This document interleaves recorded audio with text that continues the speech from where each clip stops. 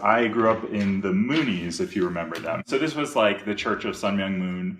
He's this Korean guy who believed he was the second coming of Jesus, and he became like a multi-millionaire, started the Washington Times, gained a big following, including my parents. A lot of people feel like they can spot a cult coming from a mile away. Like you just walk down the street and someone comes up to you like, "Greetings, mortal, for I am Kultar. Join my suicide orgy where we print our scriptures onto the labels of liquid soap products." Right. Was Dr. Bronner a real doctor? I feel like his findings are up for question. If you think of it more like this, like, I bet maybe someone in this room, either you yourself or someone you know, has dated someone who turned out to be wildly different than when you first met them. So, like, for example, you're in a relationship with this person for a long time, and like, suddenly you're questioning like the pros and cons of this, and your now distanced friends are like, "But he ate your cat and he blamed you for making it look tasty." So like, what are some of the weird things about the cult? That's, everyone wants to hear that, right? So for example, we started our week every Sunday at 5 a.m.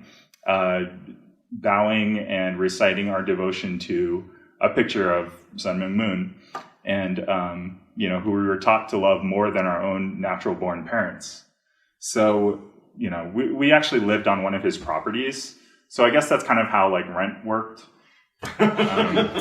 Anyway, like the Mormons, we have our missionary work thing that we got to do like after high school, right? That mostly consists of like selling door to door, just like fundraising, free child labor, or whatever, same thing, for the group. And so essentially you're like a teenager who's just like walking into people's homes. You give your spiel.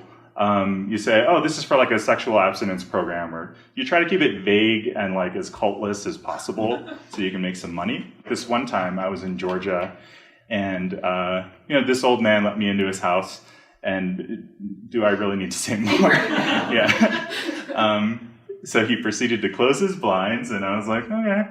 It's just completely naive. And he offered to sell me something that he was willing to pay for. He said, "I'll give you $50 if you let me."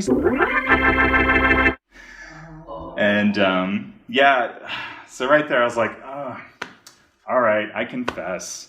I'm already in a cult, so I can't explore Catholicism. So, anyway.